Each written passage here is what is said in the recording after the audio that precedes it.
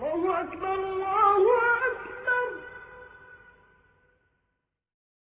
أعوذ بالله من الشيطان الرجيم. بسم الله الرحمن الرحيم. حدیث نمبر 464. عروہ بن زبیر نے زینب بنت ابی سلمہ سے، انہوں نے ام المومنین ام سلمہ سے روایت کیا ہے، وہ کہتی ہیں کہ میں نے رسول کریم صلی اللہ علیہ وسلم سے حجۃ الوداع میں اپنی بیماری کا شکوہ کیا۔ میں نے کہا کہ میں پیدل طواف نہیں کر سکتی، تو آپ نے فرمایا کہ لوگوں کے پیچھے رہ اور سوار ہو کر طواف کر۔ پس میں نے طواف کیا اور رسول اللہ صلی اللہ علیہ وسلم اس وقت بیت اللہ کے قریب نماز میں آیت والطور وکتاب مسطور کی تلاوت کر رہے تھے۔ صحیح بخاری حدیث نمبر 465۔ انس رضی اللہ تعالی عنہ روایت کرتے ہیں کہ دو شخص نبی کریم صلی اللہ علیہ وسلم کے پاس سے نکلے، ایک عباد بن بشر اور دوسرے صاحب میرے خیال کے مطابق اسید بن حذیر تھے۔ رات تاریک تھی اور دونوں اصحاب کے پاس روشن چراغ کی طرح کوئی چیز تھی جس سے ان کے آگے آگے روشنی پھیل رہی تھی۔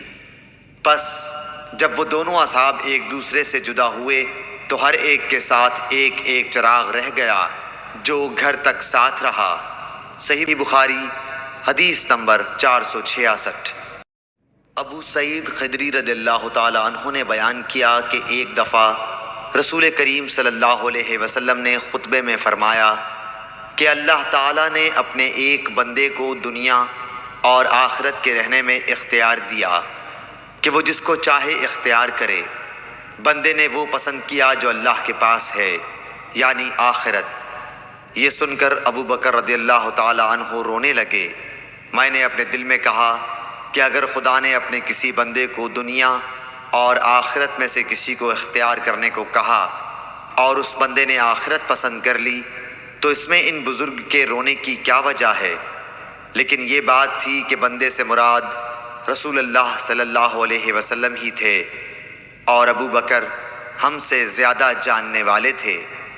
حضور صلی اللہ علیہ وسلم نے ان سے فرمایا، ابو بکر آپ روئیے مت، اپنی صحبت اور اپنی دولت کے ذریعے تمام لوگوں سے زیادہ مجھ پر احسان کرنے والے آپ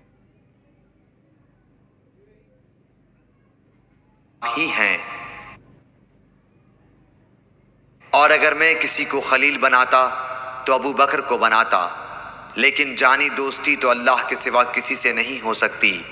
اس کے بدلے میں اسلام کی برادری اور دوستی کافی ہے۔ مسجد میں ابو بکر رضی اللہ تعالی عنہ کی طرف کے دروازے کے سوا تمام دروازے بند کر دیے جائیں۔ صحیح بخاری حدیث نمبر 467۔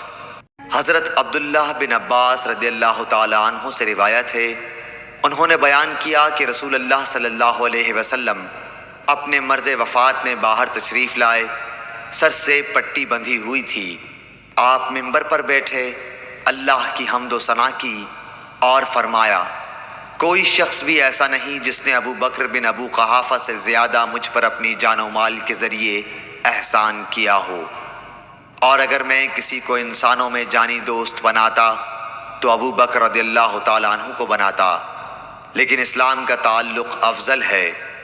دیکھو ابو بکر رضی اللہ تعالی عنہ کی کھڑکی چھوڑ کر اس مسجد کی تمام کھڑکیاں بند کر دی جائیں۔ صحیح بخاری حدیث نمبر 468۔ عبداللہ بن عمر رضی اللہ تعالی عنہ سے روایت ہے کہ نبی کریم صلی اللہ علیہ وسلم جب مکہ تشریف لائے اور مکہ فتح ہوا تو آپ نے عثمان بن طلحہ رضی اللہ تعالی عنہ کو بلوایا جو کعبے کے متولی چابی بردار تھے۔ انہوں نے دروازہ کھولا تو نبی کریم صلی اللہ علیہ وسلم، بلال، اسامہ بن زید اور عثمان بن طلحہ چاروں اندر تشریف لے گئے۔ پھر دروازہ بند کر دیا گیا اور وہاں تھوڑی دیر تک ٹھہر کر باہر آئے۔ ابن عمر رضی اللہ تعالی عنہ نے فرمایا کہ میں نے جلدی سے آگے بڑھ کر بلال سے پوچھا، کیا حضرت صلی اللہ علیہ وسلم نے کعبے کے اندر کیا کیا؟ انہوں نے بتایا کہ حضرت صلی اللہ علیہ وسلم نے اندر نماز پڑھی تھی۔ میں نے پوچھا کس جگہ؟ کہا کہ دونوں ستونوں کے درمیان۔ عبداللہ بن عمر رضی اللہ تعالی عنہ نے فرمایا کہ یہ پوچھنا مجھے یاد نہ رہا کہ آپ نے کتنی رکعتیں پڑھی تھیں۔